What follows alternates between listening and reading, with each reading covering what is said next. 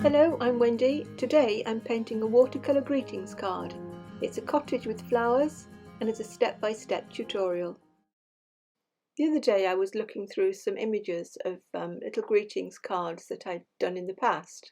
I was looking for ideas, to be honest, for a Christmas card, and I came across these little cottages here. I rather like the one on the bottom right, and in this video I'll be painting something very similar. It's pretty straightforward to paint, but it does incorporate quite a lot of watercolour techniques.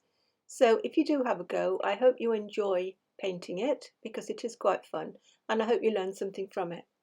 I think Christmas cards are going to have to wait. It is a little bit early, isn't it?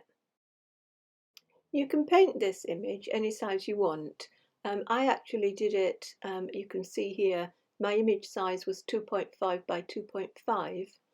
And that's the inner border that I've drawn there. The outer border would just give me a little bit of leeway and gave me a border to stick behind the Aperture card. The cards I used, I've written down there, were these Papermania cards. You can get them from Amazon and they're a very reasonable price, but you'll be able to get them at any shop on the high street, I think. This image is available to download and there is a link in the description below the video. I traced my pencil drawing onto watercolour paper, and as you can see here I'm working on two at once. This seemed a nice size of paper to film on for videoing, which is one of the reasons I did it. The other reason is I was hedging my bets really, because if I'm working on two at once, some of the techniques are going to work a little bit better on one of the drawings rather than the other one. I started out using just a little bit of masking fluid. And the masking fluid I used was my usual one. It's the PBO drawing gum, and there's a link in the description box below. I just use a little bit of the masking fluid. I think it was quite important to put it on the fence because we're going to put a very dark sky behind there. I also put a little bit on the tops of the chimneys, but it's not really necessary. You can get away without using masking fluid if you don't like it. And I also put a little bit on the foreground. Just in case it got a little bit too filled in, I wanted to have some whites in there to stand for white flowers. So I just put random marks in the foreground to stand for those white flowers. I'm starting off by doing the wash behind the little cottage. This is the very, very dark sky, and I'm using just pure indigo. As you can see, it's a very thick mix. You just be a little bit careful. You do need some water in there to keep it fluid and to stop it being too opaque. But it is a very, very dark mix that's going on there. And what I'm doing here is putting on a flat wash. Putting on a flat wash, I've got a whole video on doing this, which I'll put a link to. But you've got to keep the edges of the wash as you're working. You've got to keep them wet so you don't get any hard lines. And you've got to work very quickly to keep the whole thing, working well and not having those hard lines in there or runbacks. Keep the same consistency of paint. And as you can see, I'm moving the paper around a bit here just to make sure that I'm working quite quickly and keeping all those edges wet as I'm working. If you mask out the tops of the chimneys, you don't have to be too careful painting around them. But what I did find was that some of the paint did in fact bleed into the or underneath the masking fluid, and I had to do a little bit of a repair job on the tops of some of the chimneys. So if you are using the masking fluid, I would suggest you still painted carefully around the chimneys, but you have got the masking fluid there in case you do make, a few little errors as you're painting around them.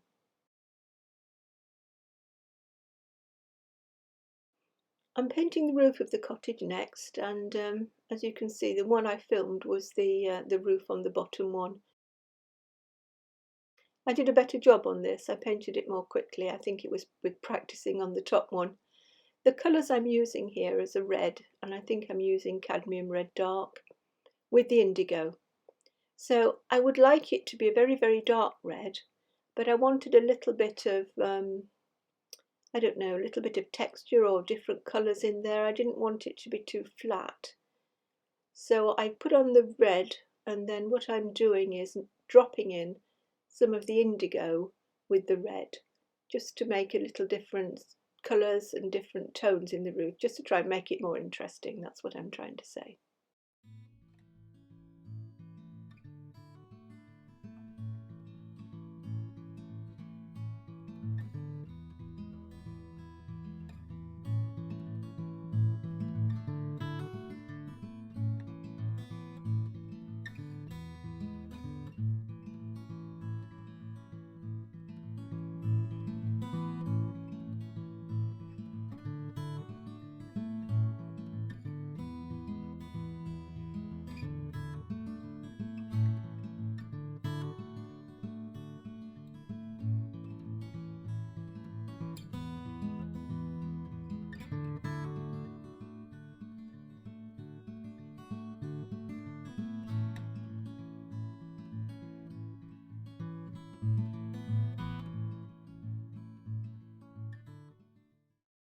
I then painted the simple door and the window shapes using a very small brush, and the mix here again was the indigo with a little bit of red.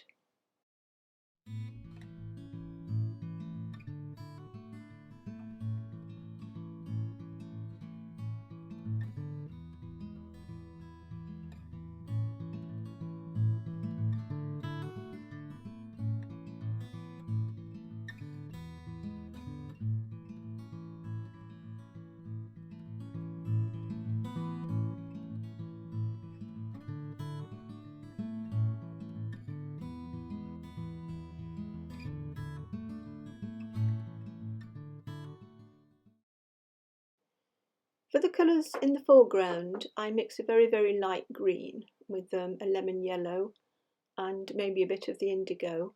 And again, using the indigo and the yellow, you can mix some of the darker greens as well. And then I used the red that I'd used for the roof. You can see that I'm dropping these colours in quite randomly. I wanted a sort of simple, sort of semi-abstract foreground that would match the cottage. Because the cottage is very simple, I don't think a very fussy, detailed foreground would match it. So if I was you, I would just get your colours that you like and drop them in and just let them be. Just let them sort of mix together in a few places maybe, but do leave some whites in there, particularly if you haven't got any masking fluid on there. Don't worry about it too much. It is going to work and it is going to look nice as long as you don't over fuss it. Make sure you have some changes of tone in there. I think that's one of the most important things. So you've got some lights against darks working in the foreground.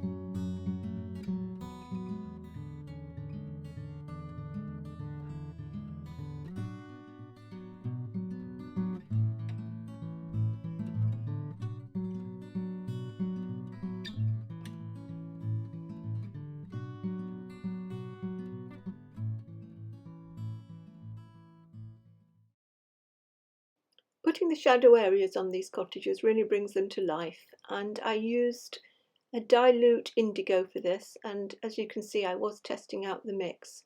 It needs to be very dilute, quite a bit of water in it, and I'm doing the sides of the chimneys, and then I'm loading the brush. It is a little brush, but load it up and then try and do underneath the eaves in one go if you can. That is the best way to do it, but if you feel you need to go over it again, then needs must. But if you go over it too many times, it's going to get very opaque and dark and it's going to look stuck on. And a little shadow on the right hand side of the door there.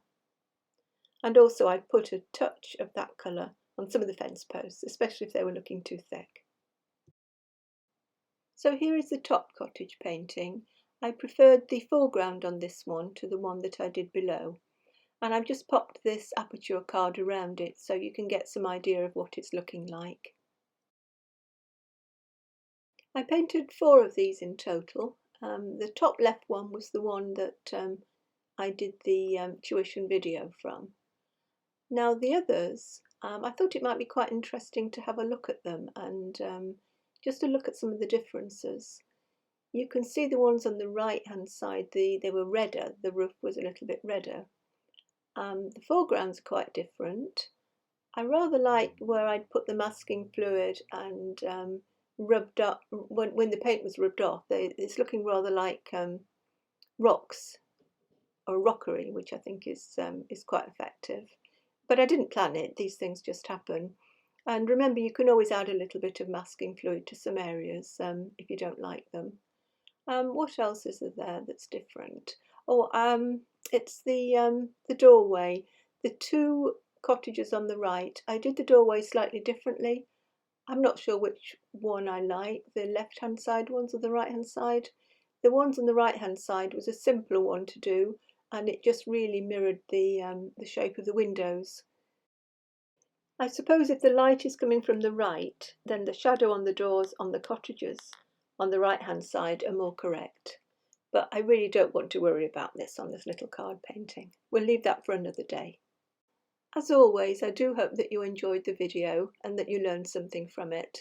Have a go at doing these cards because they are fun, and don't worry too much about those shadows on the doors of windows.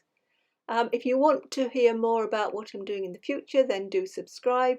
As I said, I am looking into doing some Christmas cards, so in a few weeks' time we'll be having some of those for you to look at and to have a go at. Anyway, bye for now.